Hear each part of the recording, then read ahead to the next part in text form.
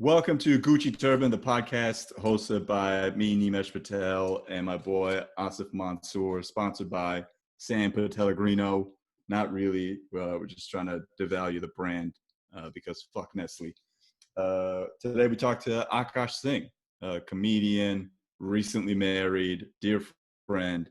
We talk about growing up Indian, Texas, The Last Dance, Trump, a bunch of other shit. Check it out. So we have a tradition here at GUCCI Turban where I read a dad joke. Since it's the first episode of GUCCI Turban, I will tell you the origin of it. Asif, did I ever tell you? Your dad jokes? My dad joke origin story, like why I fell in love with dad jokes, is when I was at SNL during our downtime at writing for Update. I would go into the writer's office and where all the other writers sat, Katie Rich, Josh Patton, Megan Callahan, Dennis McNicholas, Pete Schultz. And Scott Weinstein, we'd just sit there just trying to figure out, waiting for change Jost. And because I was bored, I would go on Reddit, dad jokes, and read the worst dad jokes there were. And it would annoy the shit out of the Update writers because they're all like some of the best joke writers in the world. And so they would be so mad. And that's when I fell in love with them because they're so bad, they're good, you know? This is the one for our inaugural episode. It was told to me by my cousin Parth, who is not a dad, but I think dad jokes are for everybody. If you've had a dad, then you are allowed to tell dad jokes. Ready? Are you ready for it? Yeah. I'm as ready as I'll ever be. You have to brace yourself for the impact. And the thing I've learned with dad jokes is that the more you hype them up, the worse they are. And this is quite possibly the best dad joke there is. How do you tell the difference between a crocodile and an alligator?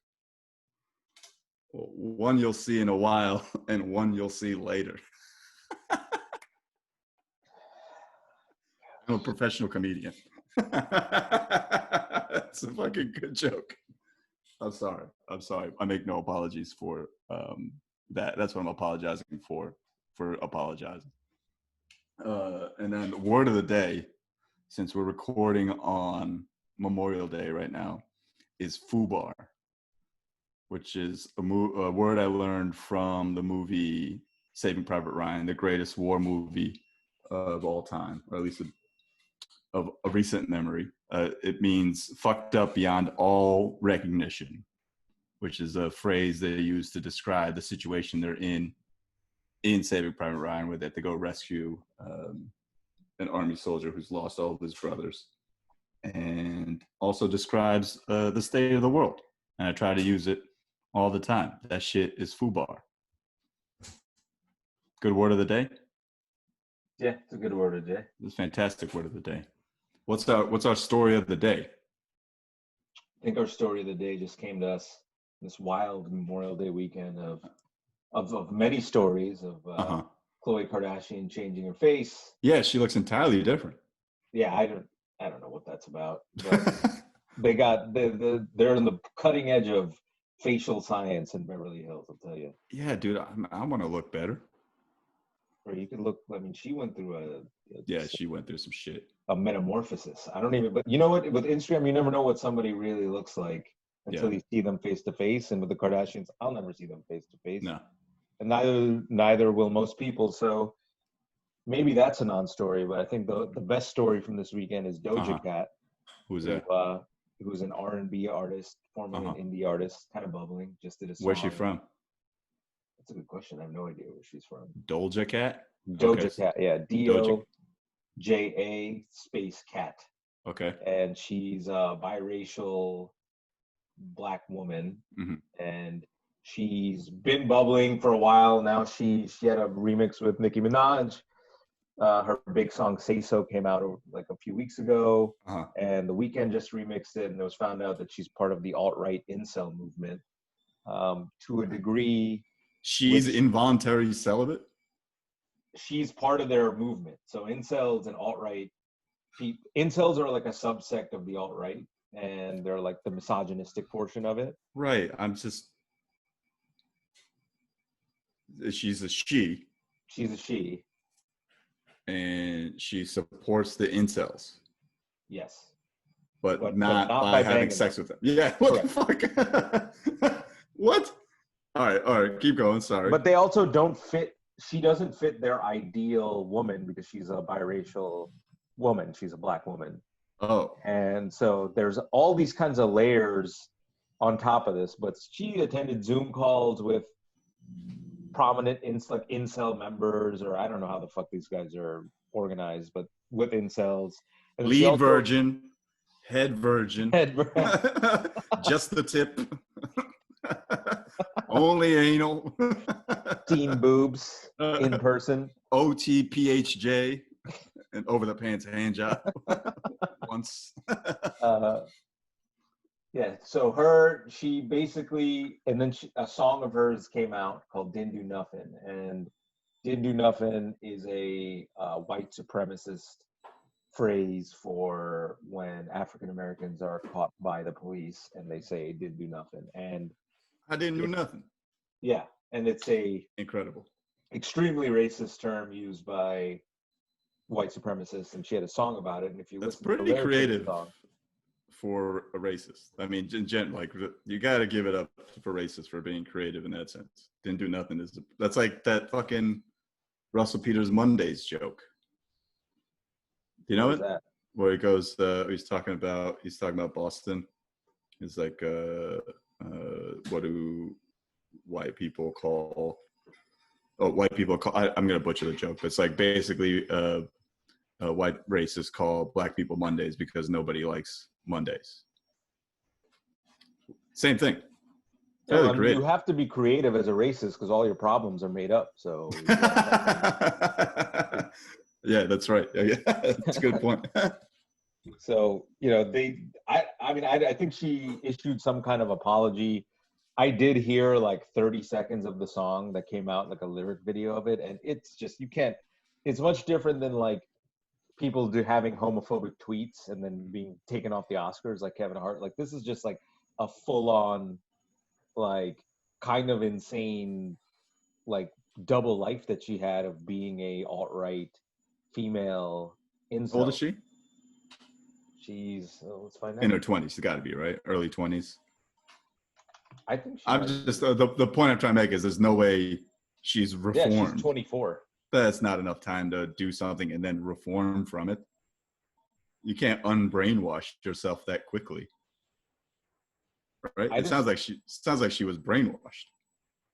I don't think she was brainwashed because her whole thing, her whole vibe was that she's a very she's an alternative R&B singer, right? And so it's very weird that she would even be involved with somebody like with any of a group that doesn't even like that thinks R&B is like, you know, unholy music. So like it's just like I don't know where. As more comes out of the story, I'm really interested in it because it's just a biracial woman that's coming to prominence that has part of an incel movement is pretty. It's peak America. She needs to drop a dual album with Rachel Dolezal. That's what needs to happen. That's the only way that she can redeem herself, in my eyes, even though I don't know who she is at all. I don't even think she would fuck with Rachel. I think Rachel Dolezal might be blacker than she is. I have no idea. I don't know where on the spectrum that she falls in, but man, it's like people that make money off of Twitch nerds. Like there are all these women who sell their bathwater on Twitch. There's probably one person that did that, and I just say there's all these women, but there's definitely like an audience for you if you're a woman to like wear a low cut top and be on Twitch, and then you're just kind of printing money. So, man, I wonder if there's an audience for me wearing low cut top on Twitch. All right, we'll explore that on the next episode of GUCCI TURBAN. Nimesh will be shirtless in the next episode. And then our guest is Akaash Singh, comedian, dear friend, recently married man, YouTube sensation. Punjabi American. On the YouTube top hot 100. Oh, is it really? I don't know. That's not a real YouTuber. Oh. I think YouTuber's just trending it. That's hilarious. Yo. What's up, man? Hey, what's good, guys? What's happening? Thank you for taking the time on your honeymoon. Yeah, man. You might hear my nieces in the background or my girl's nieces running around. Sorry about that. That's all good, man. Congrats. Thank you, man. Thank you. You're our first guest. This is my boy Asif. I don't know if you ever met him. Asif, nice to meet you, dog. Nice to meet you, brother. He's definitely been around at Cellar and shows and Matchless and all that shit. He's definitely seen you for sure. No doubt. Thank you guys for having me, man. Honor, first guest. First guest, dude. I mean, this is our first. Asif and I have been talking about doing this podcast called GUCCI Turban for since last summer. Since the turban came out. Yeah, since the turban came out, we wanted to start a podcast. So I immediately bought the domain GUCCITurban.com. Yep. Yeah, nobody's gonna take it, but it's a good one. Yeah, and I was like, I have to do it, and we're like, we have to utilize this somehow and start a podcast, and we just saw like no one's talking about. Everyone's like talking about Indian shit, but not in the way that you or I or like our friends talk about. You know what I mean? Right. Yeah. And so I wanted to get that started, and everyone in my YouTube comments like, "Yo, you got to talk to Akash." I'm like, "Of course." I would love for Nimesh, dog. Because it's not love for Nimesh. Because it's fucking because Iffy does our captions. Yeah. And our title cards, and so everyone's like, "Yo, why do your title cards look the same?" And all those, I'm like, "Same guy, Iffy K-Side. Look him up. He's doing great work." Good for you, man. I don't respond to the YouTube comments because I know I'm gonna start responding to the negative ones, and that's just I don't want to go down there. I told myself once I hit 10,000 subscribers, I would stop responding to YouTube comments. Yeah. Because it became just too much, and I still respond to YouTube comments. Yo, congrats! Your hours at how many? It's 100,000 plus. Last I checked. 250,000 views. Yeah, we're just trying. Everyone's trying to get like you and Schultz, man. Yo, I don't have an hour doing 250,000. That's crazy. Congrats. It was nuts. So thank you. I mean, putting it up was first like I sent it to HBO, and they were like, "You're not famous," and I was like, all right. I'm like, okay. Nah, this is the wave. This is the new way to do it. But, you know, you're killing it. Thank you, man. Yeah, just we'll see if it hopefully the world opens up soon and we could all just fucking go outside and sell tickets. 100%. Also, I'm infuriated that you haven't cut your hair and it looks phenomenal. Oh my God, dude. It's only because this nah, bro. I had to break the law for my shit. It was crazy. It was out here. Oh yeah. I mean, you got congratulations on getting married, by the way. Thank you, bro. Oh, congrats. You got married. Are you actually on your honeymoon? That's a real thing. No, so my wife is sick, or my fiance, half-wife, I guess, is sick. I'm Hindu, and we were going to do a Hindu ceremony because you got to worry about timing in Dallas now. And then our sick ceremony and reception is going to be in October. We pushed the October thing to July. And I was like, I still want to do this. Like, let's just get married, Hindu married at least. Let's just do that. So we had a bundle come to our house. Sister-in-law, brother-in-law, their 2 kids, because you need some family. And then we just zoomed the rest. It was dope, though. It was actually, like, perfect. That's tight, man. Yeah. Save money. That was ideal. Yeah. Yo, I was like, do I love my girl that much, or am I just that Indian that I'm obsessed with how much money I'm saving right now? Not having to feed any of these people. You should. Anyone who's mad they didn't make it to your wedding, you didn't want at your wedding in the first place. Yeah. You know what I mean? It's like... Just send me a check or some cash. So why do I gotta feed you? No, it's insane. All of it is insane. I don't need any of these people here. Decorator, designer. Fuck yourself. Come hang out. You guys can get drunk. I'll pay for the alcohol. Right. Do that. When is the other ceremony? July 10th, 2021 now. Oh shit. We pushed it dumb for. Where is it? It's in Jersey, like north or somewhere in Jersey. I don't know if it's North Jersey, South Jersey, one of these Jersey spots. Is that where your girl's from? She's from Philly, but this is like we get the New York people and the Philly people. That's right. Like halfway. That's gonna be a good time. Yeah, I'm hyped. I mean, it's gonna be fun. It's just gonna be too much money. Yeah, of course. It doesn't make. There's no return on that investment. You don't see. You're married. Yeah, I'm married. How was yours? It was weird, man, because I tried to just do it's like Muslim religious ceremony. Yeah. And have it be small, 150 people. Yeah. And then through the middle of it, people realized that I wasn't going to do a reception because that was the deal, that we would do a large reception. How did you swing that, dude? I just didn't we told everybody, our family in Bangladesh and around the States, to just like, hey, we're gonna do another ceremony. Don't feel stressed to not come here. Yeah. And then we just straight up just didn't plan for another one. Like we just didn't. And I just dealt with it. How does your wife let you get away with that?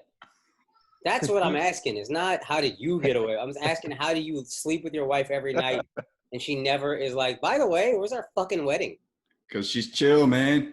Well, she didn't want one either. She didn't want because her family's really small, and everybody that she cared about was at the religious ceremony, the actual wedding. Yeah. But my family would have been like 300 people, and hers would have been like 50 people. So it was more for like my side anyway. And so she like didn't really care for that big like show, dog and pony show, and we just didn't. What kind of brown girl didn't care for the dog and pony show? These bitches want dogs and ponies. Yeah. The ones from Ohio, man, that they don't give a shit, dude. We literally ride in on a fully grown horse. You don't think they want ponies and dogs? You got a horse? You getting a horse? My dad for the sixth ceremony, for like the actual reception and all that, we're gonna do the barat there, and he hadn't given any wedding opinions, but we said we probably weren't gonna do the horse, and he was like, what? Ikon se shadi hai? Like, what kind of wedding doesn't have a horse? And I was like, a cheaper wedding, Dad. What the fuck? Right. What are you talking about? I immediately refused a horse. That was like the first thing I said no to. Are you riding in on anything? I'll rent a Jaguar or something for like $200. I'm not gonna get a horse that smells. It fucking stinks up the place. Yeah, I want an auto rickshaw, the 3-wheel. Yeah, I want to see if I can. I'm dead ass. I want to ride in on one of those. I'm sure you could get one of those, dude. When my cousin got married, they rode off on his motorcycle. He's like Harley Davidson. It was fucking badass. Riding off, she will never let me ride off on she'll never get into a tuk-tuk as everybody else in the street. That'd be the best if she sits in the back and I'm just up front, just on the wheels. That'd be badass. But I want to do the barat in that. That'd be hype. Fucking dope. Yeah, put some speakers on that shit. I don't know how you get one in America. Oh, there's money. There's a way. Dude. Yeah, there's definitely a way. All right, I'm gonna holler at y'all after this. So you got married during quarantine. Yeah, it's gonna be a story for so many people. I know, and it was. I honestly, I was like, look, I want to do it. She was just like, what do you want? Our family all wanted something different. So she's like, what do you want? I was like, I just want to marry you. Like, I'm done waiting. Right. And we did it, and it was amazing. And honestly, low key, it's the perfect way to get married if you're a guy. Because you get the people you love will be there, whether it's Zoom or whatever, and you don't spend any money, and you're just married. You're done. But like, if you can convince your girl is spontaneous and romantic, and like let her buy that for a while, like, you're good. You're good. Start the marriage out with a long con. That's all it is. The whole thing. Asif convinced his girl she didn't want a wedding. She still believes it. I went. It was still pretty big. Your ceremony it was big, but they want they want the whole thing. There's multiple events. Yeah. I'm not religious at all, obviously, but you can play the Muslim card. You can, because Nimesh knows I'm just not. I guess it's not that obvious, but I'm not like he's not like drink 5 times a day. Yeah, I mean, he drinks and does all that shit. Yeah. I try to You're mad haram, huh? Yeah, I'm not halal. But I try to play the Muslim card pretty hard because in very hard. Anytime she wants rights, you're like, no, it's not. Sometimes. This right here. But when people are like, well, why didn't you do this big wedding with the dancing? We're like, yo, man, it's just un-Islamic. I just didn't. You gotta have a small. Real Islamic weddings are really small. You go to the mosque. Yeah, no, they're super small, intimate, and quick, and beautiful in that way. You're not supposed to put attention on those things. And I was like, listen, man, even though it was a lie, it was mostly for me to get my way and just not do anything. Are Muslim weddings 3-day events? No, Muslim weddings are 1 day you're in the mosque, you're out. There's maybe a reception. That's it. No, if you're a dude, I really think you could live in a Muslim theocracy and that'd be the best life ever. I was doing shows in Malaysia 5 years ago, and I was doing some stuff about Valentine's Day or whatever, just asking questions, and they were like, "Nah, we don't celebrate Valentine's Day," and I was like, "Why?" And they're like, "They decided it was haram," And I was like, when? They were like, 7-8 years ago. And I was like, so dudes are just like, this day's a pain in my ass. Haram, I'm out. It's over. Get it out of here. That's the best, yo. Men in America don't lobby enough for the ending of stupid things like that. You know what? We don't have the out of haram. It's like how you gonna argue with haram? God don't like it. Right. Yeah, women. I guess it's why they can argue with you. They can't argue with God. I'm religious, but if you want to play devil's advocate of like God is a man-made idea, that's probably what it was. It was like, look, she don't listen to me ever. We got to find some way for her to listen to me. Let's create an all-powerful being. Let's get 8 dudes together. We'll write a bunch of books.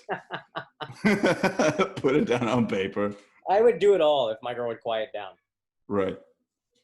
Most of that shit is made up, though. It's just people like the force of saying, yo, that's haram. And people are like, oh, shit, I guess I can't do it.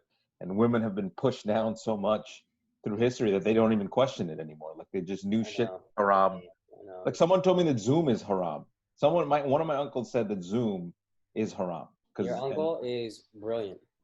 How many shitty, like your uncle wouldn't have to be in my wedding. I mean, I loved it. I bet everybody watching was like, God damn, this hour this is going on. This is crazy. But if you had an uncle who'd be like, nah, haram, it's just a perfect trump card. On what grounds is it haram? I honestly need to answer. Going through my phone is haram. You know, it's just like, in 600 AD, they were thinking about teleconferencing software, and like you can't even at that point, like, because he said it was haram and then he walked away from me. Yeah, like there's no like you can't ask a second layer of questions. He was just like, nah, that's haram. That's the move. This guy's brilliant. Hinduism doesn't have anything like that, I don't think, where it oppresses women in favor of men. They fucked up. The culture does. Yeah, they do. The culture does. The culture does, but the religion doesn't. Yeah. Sati, bro, come on. Sati is wild, bro. No widows, you just die with your mans. It's crazy. Yeah. But is Sati in the Gita or the Mahabharata? I haven't read the Mahabharata. I've only read the Mahabharata. Gita. The Gita is in the Mahabharata. Yeah. One chapter, but the Vedas, I think, is like, that's the other thing. The beauty of it is it's like a dynamic religion. So like, we're not gonna be arguing about gay people today. They just be like, nah, it's cool. Just change it. Right. Change the religion. But then the thing that's tricky is like, we don't have an official text. We don't have a Quran. We don't have a Bible. Right. So like, you can all just kind of believe different things and different gods and this and that. And it just gets, for me, mad confusing. I know so little. Like I always try to learn and I always forget. It's crazy. I'm just starting to pick up on it now only because of like the shit I sent you. Yeah. And for the last like 2 years, 3 years, I've been just like reading the Gita like every day. Just like it's like 200 pages tops, right? Yeah. So I read like 2 pages a day every time after as like my prayer. Right. And it's just like the basic lessons of it are the lessons of any religion. Just like treat everyone fair, don't be attached to material things, spread the word of the religion, which is like for every religion has like a cultish thing. Like our religion is best, spread it and tell everyone to be part of it. And if they don't want to listen, then that's fine, you know? Yeah. It's wild to think like they do have like caste shit in it though. You know, like if a warrior mixed with like a working class person, it's an intermixture of caste leads to the I forget the exact words, but like it leads to the demise of your bloodline, which is like, how is that something that people still subscribe to? I read it 10 years ago probably, but whatever copy I read, I don't remember any like thing against intermixing of caste. And then the way they explain the caste is like an assembly line. Like, look, this is the best way for society to function. There's no hierarchy. This is what you should do. You should focus on this thing. This is what you should do. You should focus on this thing. And I'm sure I'm being favorable because I'm Hindu and I'm religious. But that was and maybe I even read it, like skewing it as I was reading it. But that's how I interpret it in the moment. It's like, oh, the caste is like, we fucked it up. But the idea is there's nobody above or below. It's just like a lateral, like you do this, you do this, you do this, you do this. Yeah, your job sucks. You clean the streets. But then this guy, if there's a war, will go die. So that's how that works. Right, but it got abused. But I also think like people who wrote this shit were already people in power, like who had money and like the nice life. They weren't cleaning toilets or whatever, so they could be like, no, well, these people do this thing, and it just so happened that got mixed with colorism and like You know? Yeah. How did you grow up? Did you grow up religious? My dad knew everything, but wasn't that religious. My mom was religious, but didn't really know anything, if that makes sense. Like very spiritual and like I'm Hindu and all that, but like she didn't. Like when I go to the temple, I literally just follow the darkest person in there. It's like, you South Indian, y'all are religious. Right. You know, let's go. You know what I mean? Like how many times you walk around? Okay, I'll do that. And I literally just made prasad for the first time yesterday because we were doing the puja at our house. Like I didn't. We were all just like, yeah, we believe in God, but we didn't know, we didn't do big Diwali celebrations, none of that. Really? Yeah. Wait, you grew up in Texas, though? Grew up in Texas, but I think it's more product of like I have family members, or I have family friends in Texas who grew up doing all the Rangolis and everything. And my family just didn't, and I don't know why. And it's something I'd like to get better at with my kids. Right. But like, I don't even know. I'm going to have to learn it, and like, I almost want to live in India for a year and then come back and teach my kids. Oh, man, that Hinduism is a very different Hinduism than the one we have here. That Hinduism wouldn't allow us to talk to Asif, you know? No, I'm high caste. I would talk to all that. I'm high caste. I'm killing that shit. I mean, my grandpa was a Brahmin priest. Oh, word? I'm like the highest caste you could be. But then I always got skewed on. I broke with religion a little bit in high school because my parents, my biological parents, divorced. Yeah. And my mom remarried, I guess, a lower caste person, like a Patel was like not the Brahmin last name or whatever. So your biological last name isn't. I knew the divorcing. Your biological last name isn't Patel. No. What is it? Patak. Patak. Yeah. Oh. And so when that happened, like it was, I always saw it as like, this religion is fucking dumb. Like, what kind of religion makes you hate other people and like look down? Because like I would always see the effects of. And Patak was that Patel. Yeah. I mean, my dad is the best. You know, I don't know him as anything else but that. Yeah. So I always saw that religion as like, fuck this. What kind of religion is this that makes like people think divorce is evil, all this kind of shit? You know, it's like, that so many Brahmins need to be divorced, but they probably will never get divorced because it's like in their religion it tells them not to. You know. Yeah, no, I'm not into divorce. My wife and I are gonna die together. Warrior cast. You grew up in Texas. Like I've been seeing, you know, Asif and I were talking last week about how, like, whenever I write something, whenever I my angle is usually from the perspective of someone who grew up surrounded by Indian people. You know what I mean? Like, did you grow up surrounded by Indian people, or were there? So my parents said, and this, my mom moved to Texas in like 1966 or something like that. So like, she was the only. I don't even know if they knew what Indians were when she got there. She was definitely the only Indian in her high school. Like that's what that was. And then she went to high school in Texas. Yeah. But we don't know her real age, but my grandfather put her as a freshman. She might have been 16 to 18. We don't even know. But like she had to learn the language in high school. That's and nuts. She's like going through, it was nuts. And then my dad came. They had an arranged marriage. My dad came like 7 years later, I think. Later. Yeah, they had an arranged marriage. My mom was visiting India. My dad's family wanted her to marry my dad, but she was going back like the next day. So they had to get my dad from another wedding and be like, "Yo, you're getting married today. You're moving to India. You're moving to America." His whole life just changed like that. Right. He was actually, I'm gonna be honest, my dad would have been a star in India. He was. Your mom must have been a looker, dog. My mom was a baddie. Your dad drops everything. I mean, no, my dad didn't have a choice. The family dropped everything. My dad wasn't built for America. Like he's doing all right for himself here, I guess. But like it took a while. It was bumpy. But in India, he was gonna be like, we were from a family that was in politics, and he was like next in line to be like the fucking guy. Like the guy, like you would have known this person. Where in India? Yeah, and he grew up in all over, but they're in Delhi mainly now. Okay. But he grew up in like near Lucknow. Okay.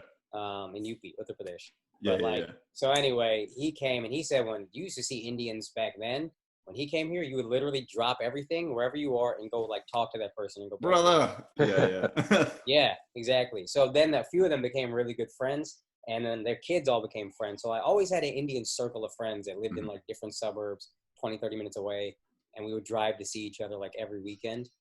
But that was my Indian identity. High school, I didn't. It was like completely separated. That's crazy. Yeah.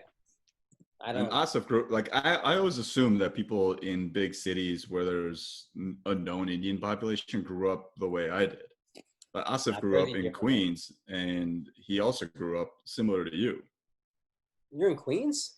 And yeah, well, in Queens, like, there weren't very many Bengali people out there. So in the late 80s, early 90s, like, we just kind of knew, like, similar to you, we had our family and my dad's brothers that were here and my cousins, and that was it. That was my entire Bengali kind of world. Everybody else is like, you know, Pakistani, Indian, like a lot of Punjabi people that I grew up with in my neighborhood. But then it was mixed. There was a lot of Caribbean, a lot of people from Guyana, Trinidad. So it was kind of a mix. And then, but like specifically being Bengali, that was the only way I knew kind of what my heritage was, what my culture was hanging out with my cousins. And then I went to high school in an all-white high school. And then it became, well, I still had those connections. Like every weekend I would see my uncles and my cousins. But in high school, it was like a trip because it was like, now it's just all Irish Catholic Long Island people. Yeah, and that's me. wild. That's my whole school experience. But that's weird to transition all of a sudden to be like, whoa, what happened? Right. Yeah, I mean, people just not understanding that. So, but were Pakistanis and Indian people off to you because you were Bengali, or none of you connected on that we all look the same? No, we were all cool with each other. It's just like the whole like hanging out after school when you grow up in the city is not a thing, right? Like you didn't really like go to your friends' places that often.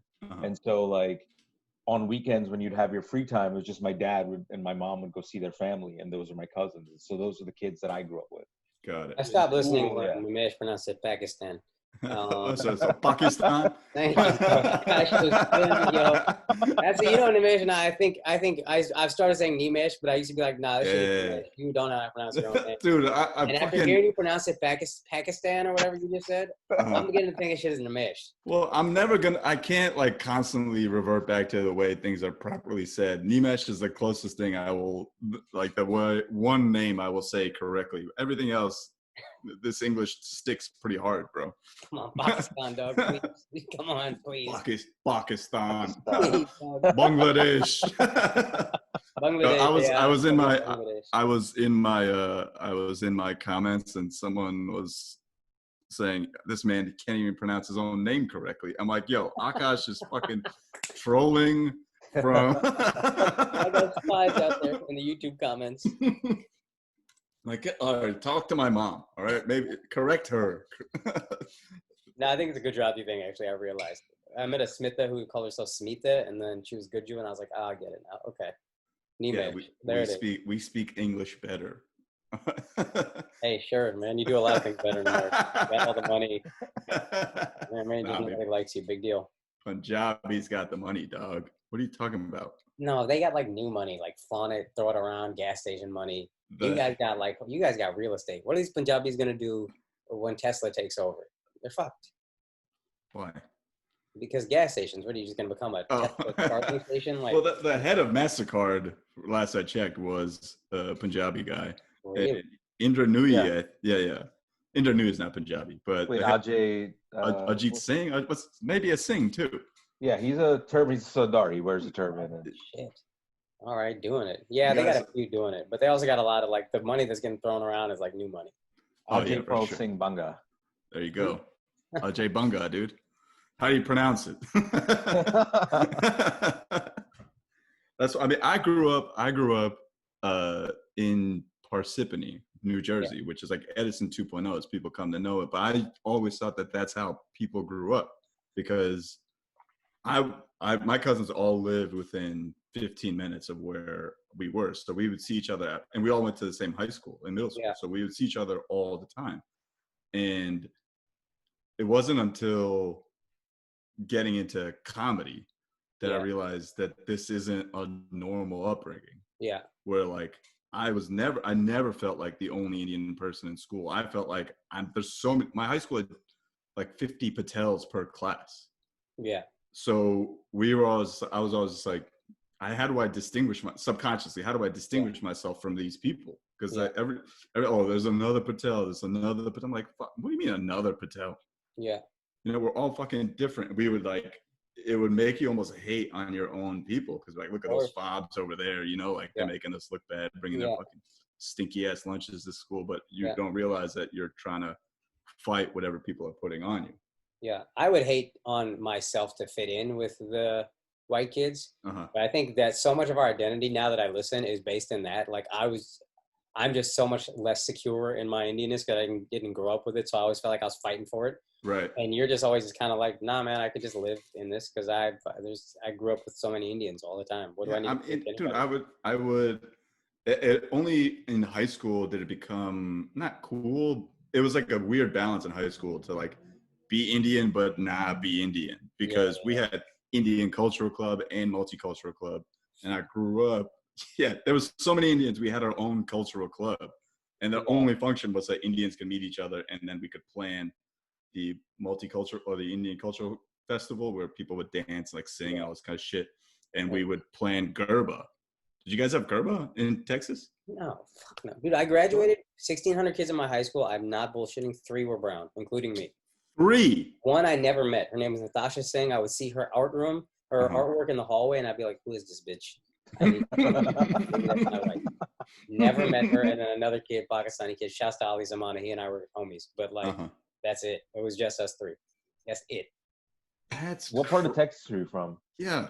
Grew up in a suburb of Dallas called Plano at first, and then there were some Indians there, like a small percentage. It exploded later. Both of these suburbs did, but that was after I graduated. And then we moved to another one called Frisco. And then by the time that got super Indian, we'd moved out of there. But like, when I was in high school, we were like the first people coming. We were like the gay people moving into a black neighborhood. Every Indian got word that there was no income tax and there was a cap on malpractice, and they're like, "Oh, we got to move to Texas." 100%. Yo, Texas is a spot, dude. Fuck state income tax. I went to UT Dallas to do a show, like I want to say a year and a half ago. Yeah, that place is so Indian that they have an Indian donated enough money to make a school, an engineering school. Yeah, that's crazy. In 15 years, it went from 0 to there's the engineering school named after UT Dallas. By the time I graduated, was getting in. Like I was starting to hear like, oh, there's a lot of Indians going there. And then where I went to school was a super small school because I was pre-med and it was supposed to be really good for pre-med kids. Right. But like because of that, there was an Indian cultural club there, and we had like the hottest events of whatever semester. Would be super stupid, but like those are the Indian events that everybody wanted to go to, the best food or whatever. But like, there was the first time I was in school with Indians was college. That's fucking nuts, dude. And Asif, you too, same way? Yeah, I mean, it's interesting. You went to G-Dub, so. Yeah, the first time I was in grade, like, found out what Garbo was, even though I knew you for a while, like in high school, but I didn't know what Ras was or Bhangra. I mean, I kind of knew what Bhangra was, but you meet Indian kids for the first time ever, and you're like part of this community. And then they're all into Garba and Bhangra and the teams. And I was like, what the fuck is this? Because like, it just wasn't a thing growing up.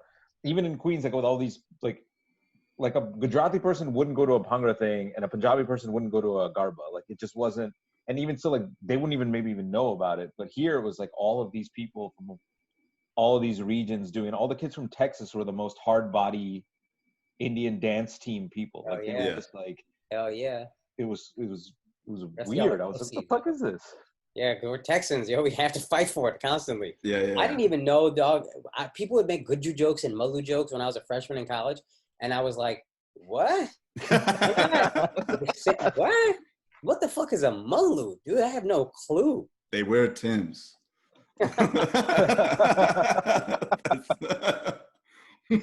wear crosses, really, but yeah, sure.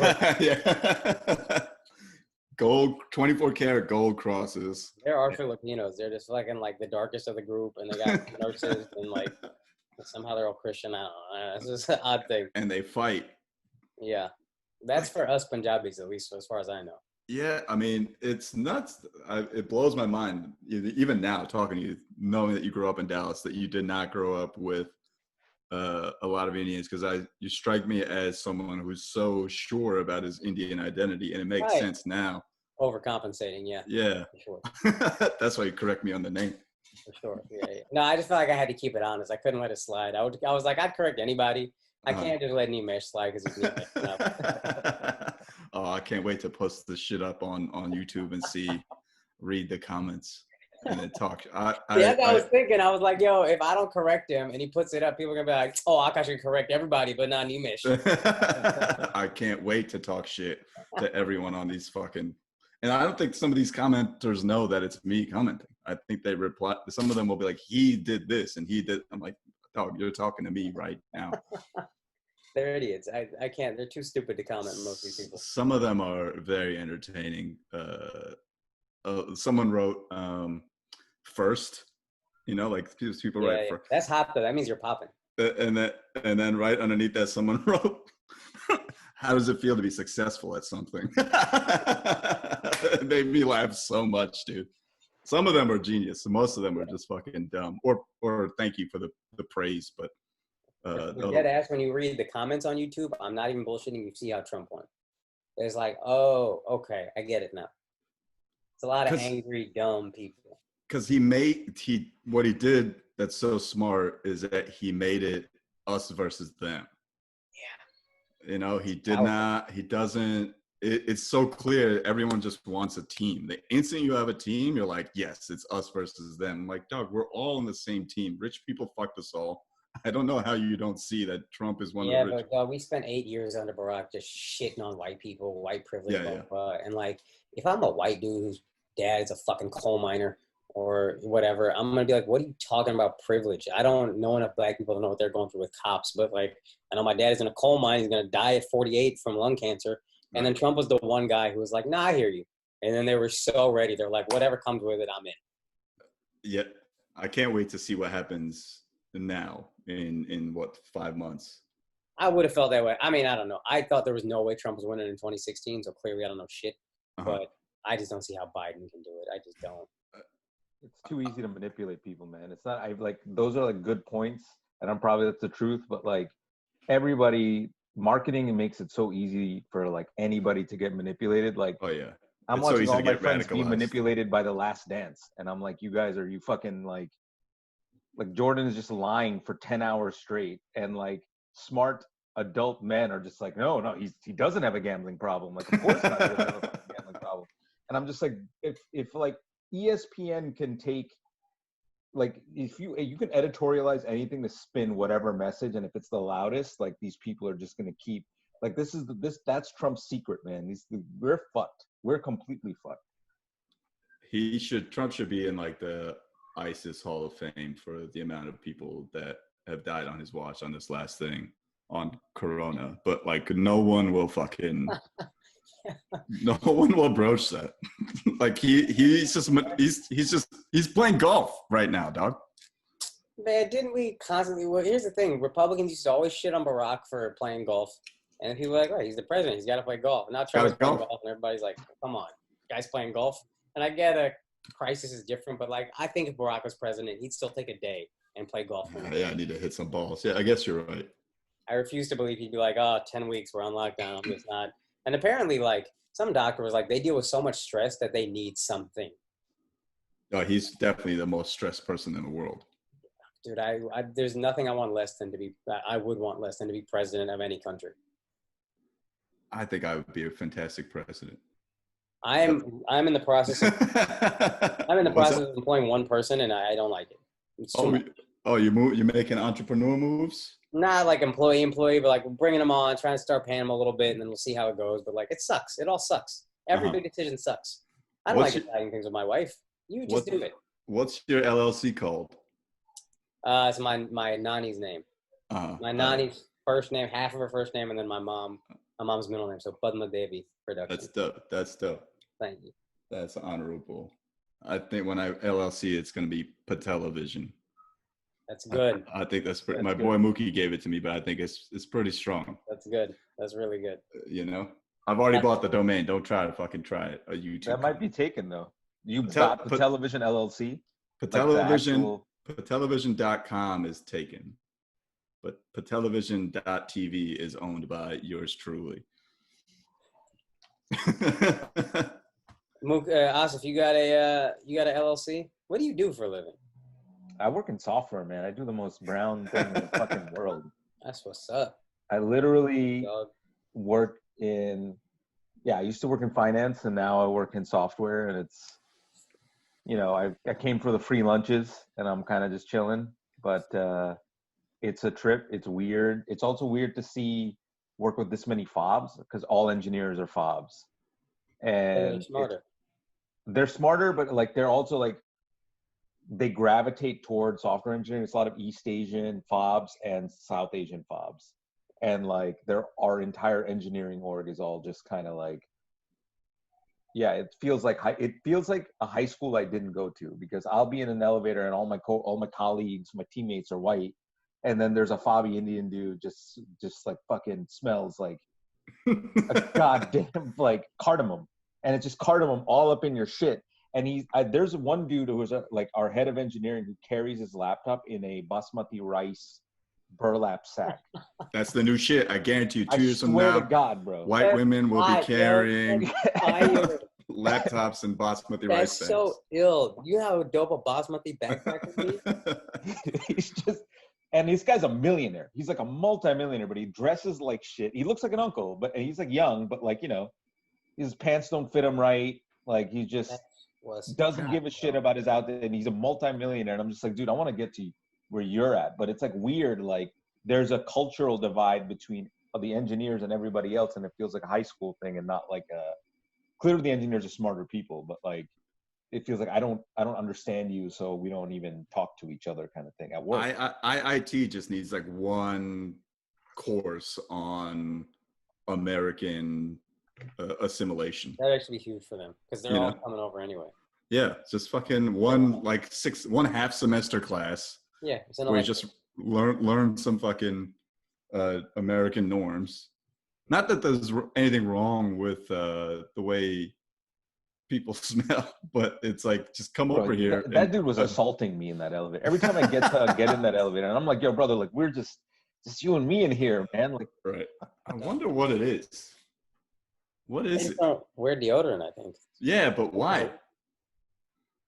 I don't know. I'm going to trace this back the way they trace like the bat to coronavirus. I want to trace the fucking lack of deodorant to one person in India who was like, no, it will ruin your skin or something. That has to be it, right? Maybe. I don't know. Yeah, I guess they think. I remember Jamie Foxx and Richard Pryor. Richard Pryor probably had the bit first, and then Jamie Foxx stole it. I'm pretty sure this is the one he stole. He stole some Africa bit, maybe the whole thing. But anyway, about how you think they smell and they think you smell, because they're not. Oh dear. Yeah, that one. Yeah, no. Oh, that Pryor bit is. I love that Pryor bit. Yeah. It's all 10 minutes on going to Africa. Yeah, and then Jamie Foxx did the same shit. And that was like the same bit, but just in 90s slang. But they were like, "What is that smell?" And be like, "Yeah, what is that smell, motherfucker?" And you both just thinking the other person stinks because you're not used to what they smell. Stop, man. Objectively, like cologne smells better than armpit. Like it's just fair. You know what? As soon as you said, "Nah, man," I knew where you were going. I was like, "That's a good point." Once he said objectively. Yeah, you're right about it. That's a better word than honestly. Yeah. Because honestly, you could be lying. Objectively, you just turn it into fact. Objectively, yes. Take an emotion out. Yeah. I learned a lot from this Last Dance documentary. I'm telling you, all my arguments are just gonna spin someone one way. Is better? No, I think Jordan is the best basketball player of all time. I just think like I never liked him because I don't like anybody that tries to cover up their flaws with bullshit. Like, don't have a Gatorade, be like Mike Kemp. Just be an asshole. Like that's why I like Barkley. I was never a role model. Barkley was the best. Yeah, I just like guys who are just honest with their shit. And Jordan to me was like, you could honestly just be like, I'm the predator and I'm just better than everybody fucking out here. And I would have been like, that's pretty great. That's why I like Kobe. I mean, Kobe is just like, I'm a Mamba. I hate everybody else and that's my thing on the court. I'm like, all right, nobody's trying to be a nice guy anymore. Kobe was like that until he got a rape allegation. And then he pretty much had to drop the nice guy thing. The Sprite commercial with him playing basketball with a little kid. Embrace it. Yeah. That is true. But I feel like he was also like 19 at the time, where I'm like, you got to kind of see how you justify your bullshit. See? That's Kobe, man. It's Kobe Bryant. Yeah, we all do that. And Jordan did a propaganda piece, and it was good and eye-opening in a lot of ways. But yeah, it did start to bother me that, and maybe it was pointed out to me, he always had the last say. He would address whatever people brought up about him, and then he would have the last word. Well, yeah, his like I said, like if you watch the credits, the two executive producers that aren't him are his business managers. Yeah. It's like, yeah, of course it's going to be editorialized, and he's trying to protect his legacy. What bothered me was I remember the 97, 98 finals, right? And I remember Tony Kukoc being fantastic. Yeah. Because I was a terrible basketball player to the point where my cousins would call me Tony Kukoc. But when we would be, because I was a fucking lanky 16-year-old kid. Right. Or 12 or whatever I was. But him going off in those finals were like, yeah, Tony Kukoc is a shit. And they didn't mention it at all in The Last Dance, dude. He had like 25 points a game or some shit. He went crazy. Really? Yeah. In game 5, he dropped like 30, and he on like crazy efficiency. I could look it up, but I mean, who cares? But I know like, Scottie Pippen is apparently livid at how he was portrayed. He was just like, apparently he's pissed about how he was portrayed. He got portrayed like a bitch. It would be hilarious. I was thinking if they just slowed down Scottie Pippen even more. It's just everything. Michael was a great player. It's just like he was so slow but yeah, he did get portrayed as a bitch. That fucking the game that he had the migraine, like where he didn't come on the floor because they threw the shot up for Tony. Yeah. Oh, and then Jordan with the migraines, he was like, he says he has migraines. I don't know. Like legit, it's just like, I don't, whatever, bro. It's so funny to watch these psychopaths. Like these people are great, but they're also psycho. Yeah. And you see how it all aligns. You have to be that sure of yourself. You have to say, he says he has migraines. I'm not sure he has a migraine. He doesn't have a migraine. That's what that is. It takes that level of confidence. Yeah, just cognitive dissonance of just like, I've never had a migraine. I would play with a migraine. Fuck you. That's what it is. You got to be a serial killer. It's that Bill Burr shit that he said on about Lance Armstrong, right? That's what he said. Thank God that Lance Armstrong rides bicycles because he's a fucking sociopath. Yeah. Same with Jordan. Yeah. Jordan would be definitely anything he wanted to do, he would be the best and most methodical at. Like, I'm sure. What's that? Baseball. Except baseball. Trash at baseball. And the fact that documentary they forced Terry Francona to say, well, he would actually if he had 300 more at-bats. I'm like, dude, if he had 300 more at-bats, he'd be out of your AA team. No, I actually think I've heard him say that off of it. And he said 1,500, which I don't know anything about baseball. But I was like, is it 1,500 at-bats? Like 5 years of at-bats? Yeah, it's a long time. Oh, it's a lot? Yeah, it's a lot, man. I don't know anything about baseball. That's like it's probably like 3 years of at bats, but you're in the AA's too, so you're not even playing like that many games, as many games as the majors. So yeah, probably like 3 to 5 years. Oh, that they probably nice way of saying, he would have been in the AA's. That's a funny way. Like that's a funny way to count the passage of time without saying 3 to 5 years, because 1,500 at bats sounds like not a lot if you don't know baseball. Yeah. Which I don't think a lot of people watching the documentary necessarily knew. Yeah.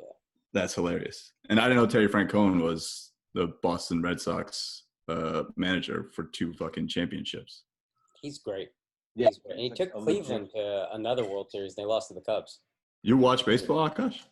Nah, but I watch SportsCenter, and then like I'll watch occasionally like a World Series game, like when the Cubs could win. I was like, all right, this is interesting. Yeah. I'll get into playoff baseball, but I don't because the strategy is interesting and how they play. But I never really follow every game, or I never really had a team. Yeah, the game is trash. I love baseball. You love baseball? Ken Burns, yeah. Haven't you ever watched Ken Burns' documentary on baseball? You believe this documentary? Yeah. Yo, Ken Burns is legit, man. Ken Burns is legit, dude. Ken Burns has no agenda but the truth. What did you say? I'm so tired of people saying Ken Burns is Ken Burns. This shit is boring. Why can't we admit it? Look, man, just because something takes 10 hours to say doesn't mean it's boring. Last Dance took 10 hours and was fantastic. Ken Burns, maybe you should be a little objective. All right, let's put some entertainment value in this, or a little subjective. Fair. I mean, I watched the Vietnam doc. You watch that? No.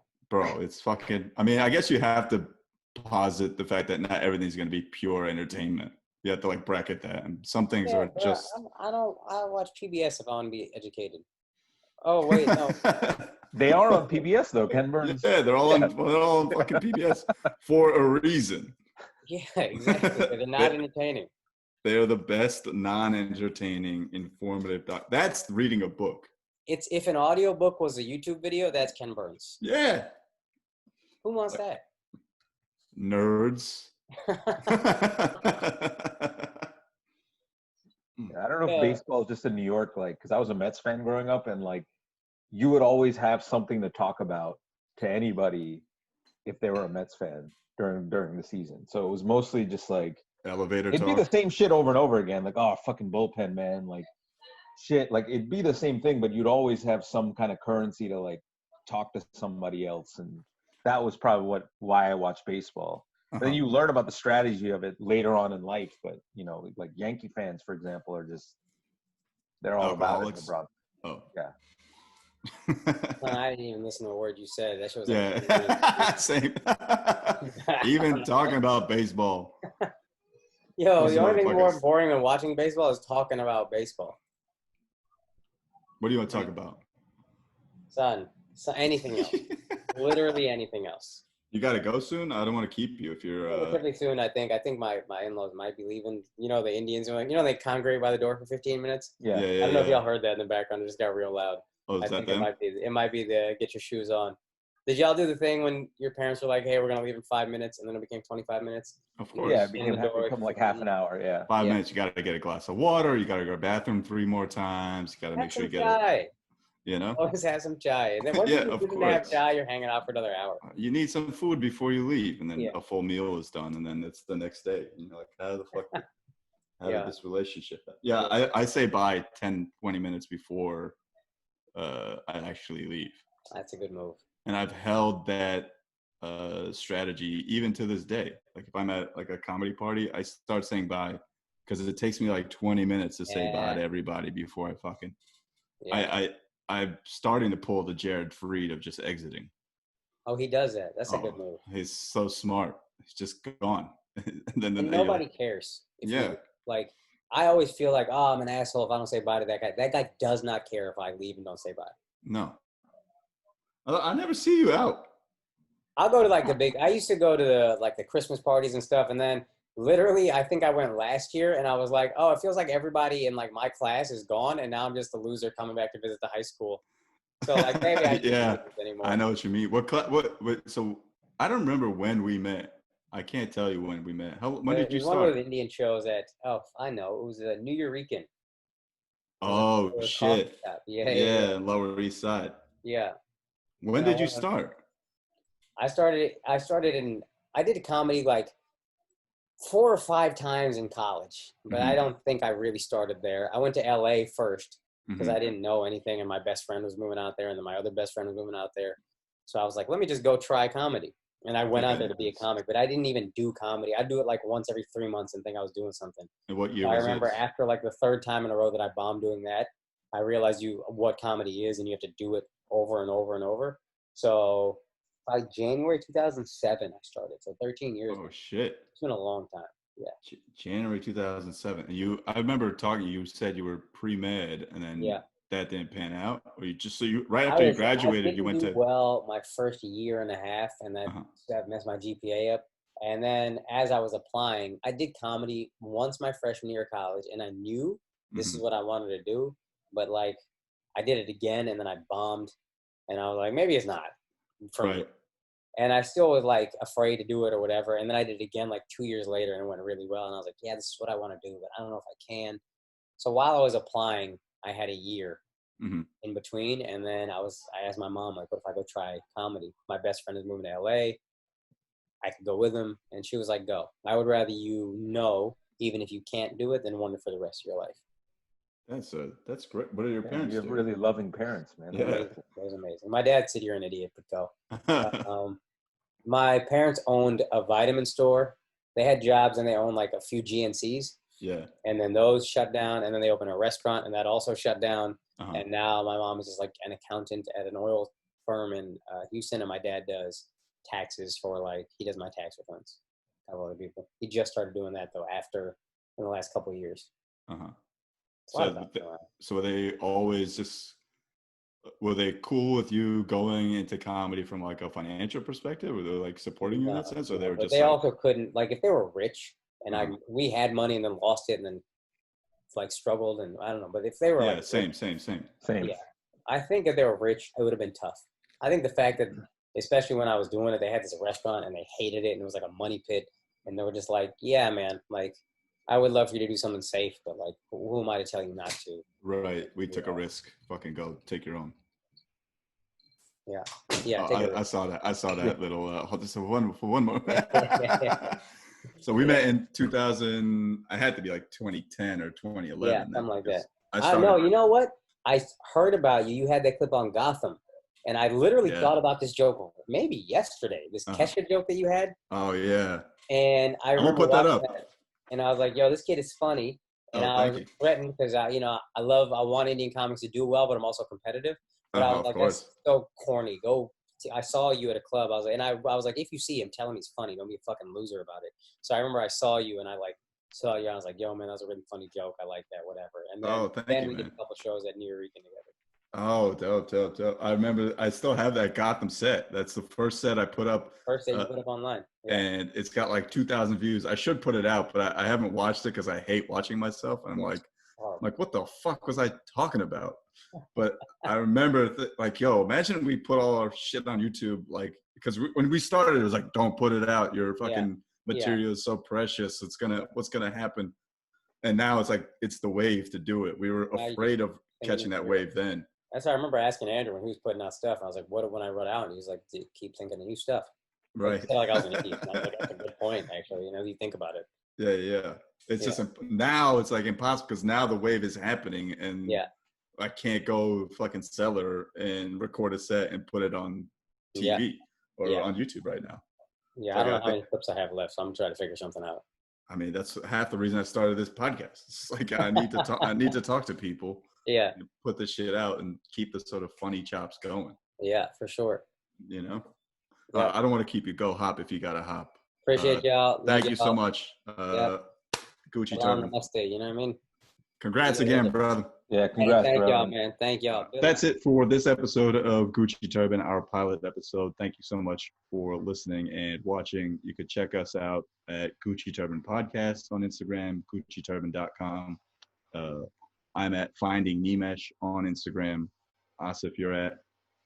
I'm at Everybody Loves Mancy, but you don't need to follow me. I don't. And then check out our guest, Akaash Singh, at Akaash Singh on Instagram and YouTube and everywhere the Akaash Singh comedy is found.